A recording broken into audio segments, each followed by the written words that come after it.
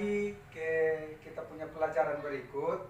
Kali ini saya minta untuk Bapak dan Mama tulis dena rumah. Bapak dan Mama tahu dena rumah atau tidak? Kurang paham. Tidak mengerti. Dena itu tulis saja Mama, gambar Mama punya ruang tamu di mana, ruang tidur di mana, dapur di mana, gambar lurus-lurus kotak-kotak. Yang penting saya tahu bahwa dia punya letak itu seperti apa. Bisa kok? Bisa. Ya, jadi tolong gambar di kertas yang sudah saya bagi tadi. Nanti baru kita lanjut, saya jelaskan tujuan saya suruh gambar itu. Baik, Pak. Ya, silakan. Sudah, Pak. Ya, kalau sudah saya minta tolong tempel di depan. Mama Eti saya kasih waktu, silakan tempel supaya saya bisa jelaskan. Oke, terima kasih Bapak dan Mama sudah tulis. Ini siapa pun rumah?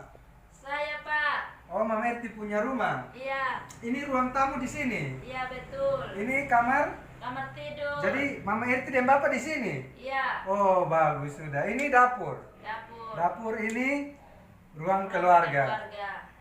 Oke, terima kasih, tepuk tangan buat Mama Eti dulu. Nah, sekarang saya minta Mama-mama membayangkan kalau Mama-mama sementara hamil. Terus kegiatan apa yang Mama-mama lakukan di setiap ruangan. Misalnya di dapur ini paling lama bikin apa di situ. Ruang keluarga bikin apa di situ, kamar tidur, kamar tamu. Jadi selama Mama hamil kira-kira aktivitas yang Mama lakukan itu apa saja di ini ruangan-ruangan. Di WC juga. WC kamar mandi juga. Mengerti kok? Mengerti. Jadi kalau sudah mengerti, saya kasih waktu 3 menit untuk mama-mama diskusi, kemudian ditulis. Nanti tulis, saya kasih kesempatan untuk bisa cerita, kasih kita semua. Baik, silakan. Baik, Pak. Baik, sudah selesai diskusi? Sudah, Pak. Ya, terima kasih. Kalau sudah selesai diskusi, sekarang saya minta untuk mama-mama dan bapak-bapak menyampaikan hasil diskusi.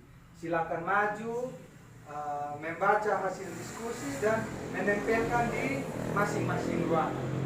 Baik. Silakan. Bapak Jovan di ruangan dapur. Kamar. Oke, di ruangan dapur. Ya, silakan dibaca Bapak Jovan. Kegiatan di Masak dan cuci perabotan. masak dan cuci perabotan di Dapur. Ini kegiatan ibu hamil ini. Sekitar 4 jam. 4 jam lamanya. Iya. Oke, terima kasih, tepuk tangan buat Bapak Jovan. Berikut. Silakan. Bapak di ruangan Tidur.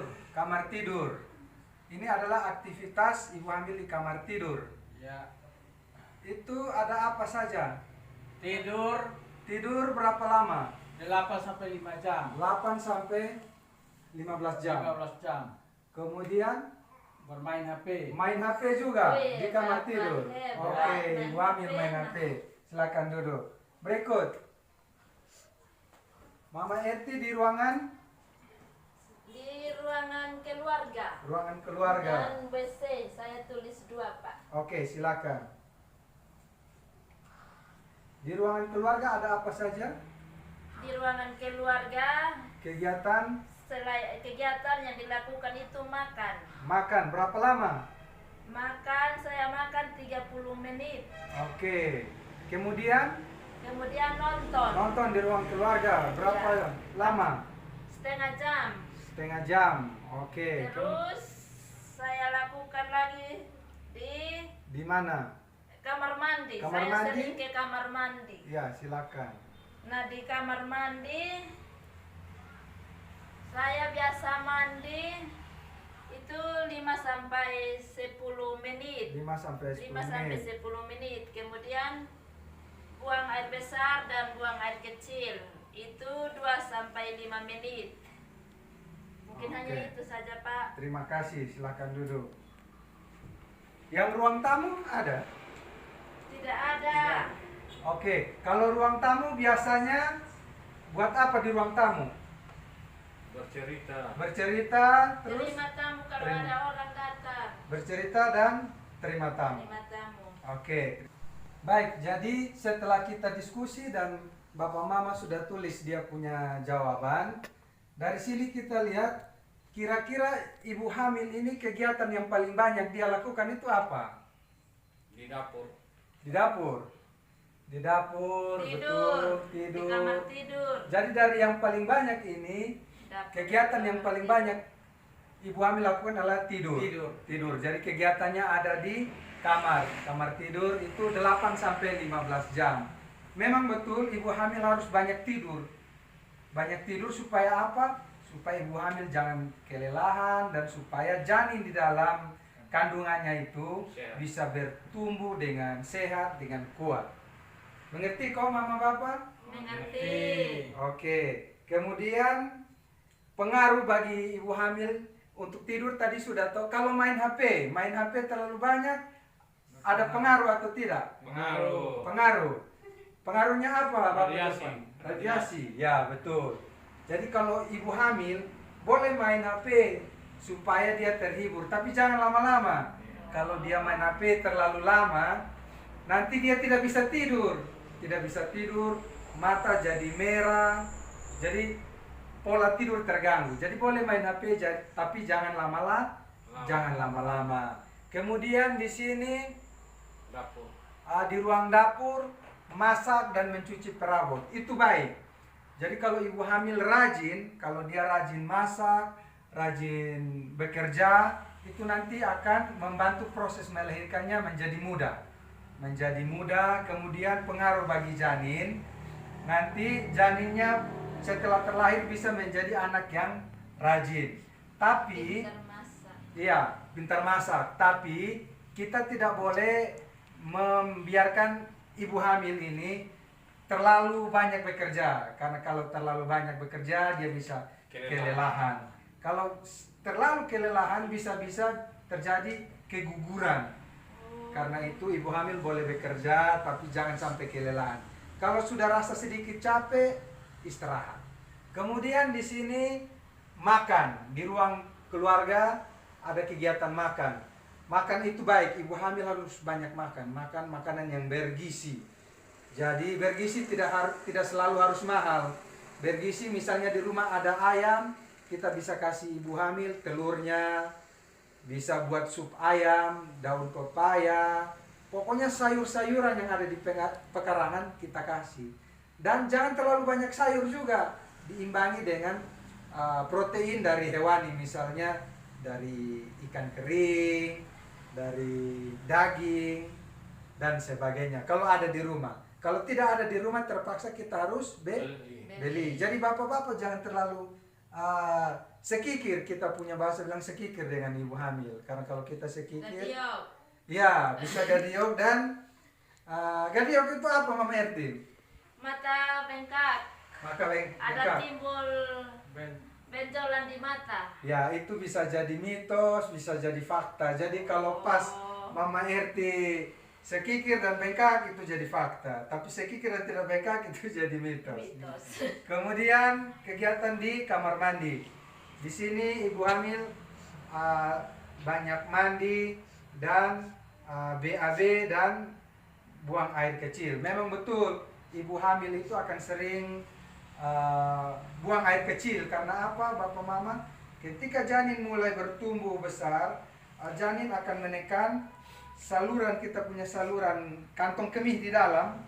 Kantong kemih yang menampung air seni akan terjepit. Ketika dia terjepit, tampungannya biasa mungkin 1 liter. Belum 1 liter dia sudah terasa penuh. Makanya ibu hamil harus sering ke kamar mandi. Baik, kita sudah tahu aktivitas yang dilakukan ibu hamil di setiap ruangan. Ini ruangannya, rumahnya Mama RT ini. Nah, berikut kira-kira di setiap ruangan ini anggota keluarga itu bapak, mama, nenek, bayi.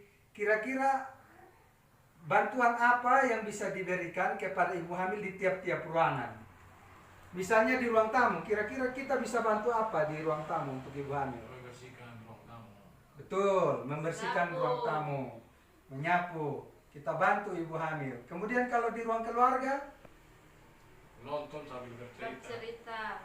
ya kita bisa menemani ibu hamil untuk nonton TV, menemani ibu hamil bercerita supaya apa? Suasana hati ibu hamil itu Senang. menjadi senang. Ketika dia senang akan berpengaruh dengan janin. Janin keluar akan menjadi anak yang ceria karena semasa dikandung dia sering dihibur. Kemudian di kamar tidur, kira-kira kita bisa bantu apa di kamar tidur untuk ibu hamil? Memberikan Menyimpan kamar. menyimpan kamar, memberikan rangsangan. Oke. Suami membantu memberikan rangsangan pada ibu hamil. Rangsangan seperti apa, Mama? Karena Eti? ibu hamil biasanya itu harus maunya diberikan kasih sayang, dielus-elus. Terus perutnya tuh. Oke, betul. Supaya tidur jangan gelisah. Oke, betul. Jadi di kamar tidur kita bisa mengatur suasana kamar tidur menjadi rapi, nyaman supaya ibu hamil bisa senang beristirahat di kamar ini karena ibu hamil memerlukan waktu yang banyak untuk tidur. Kemudian kita bisa memberikan stimulasi mengelus-elus perut dari ibu hamil supaya apa? Janin di dalamnya itu bisa tenang. Kalau janin tenang, ibu hamil bisa istirahat dengan tenang. Kalau janinnya tidak tenang, tendang-tendang, gerak-gerak, berarti ibu hamil tidak bisa istirahat dengan nyenyak. Jadi kualitas tidurnya jadi berkurang.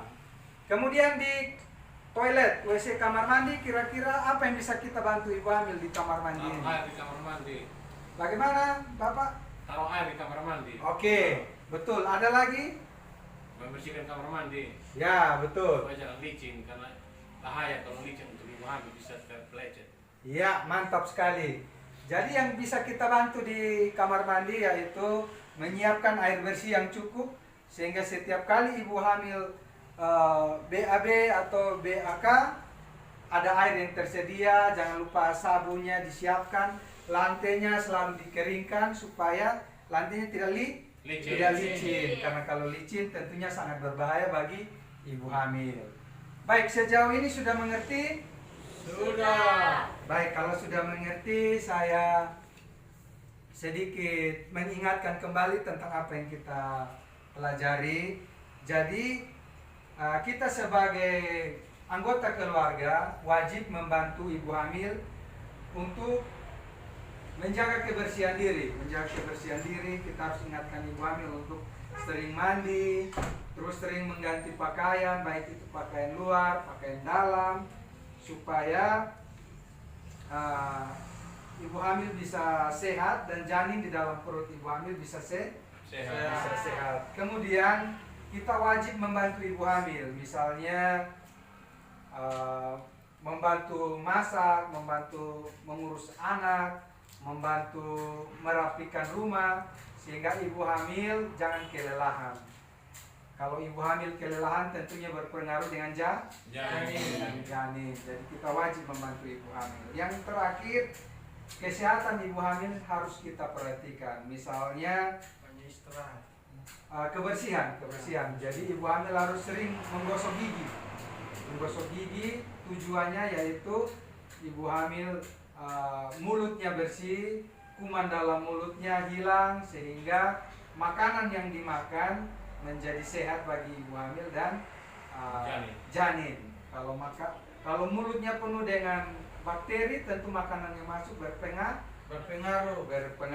Kemudian cuci tangan pakai sabun sering-sering. Jadi itu saja untuk kita bisa pelajari di kali ini. Nanti besok pertemuan berikut kita akan melanjutkan dengan materi selanjutnya. Terima kasih Mama Bapak yang sudah datang. Semoga sampai di rumah bisa praktek di rumah masing-masing. Terima kasih. Selamat sore. Selamat sore, Pak.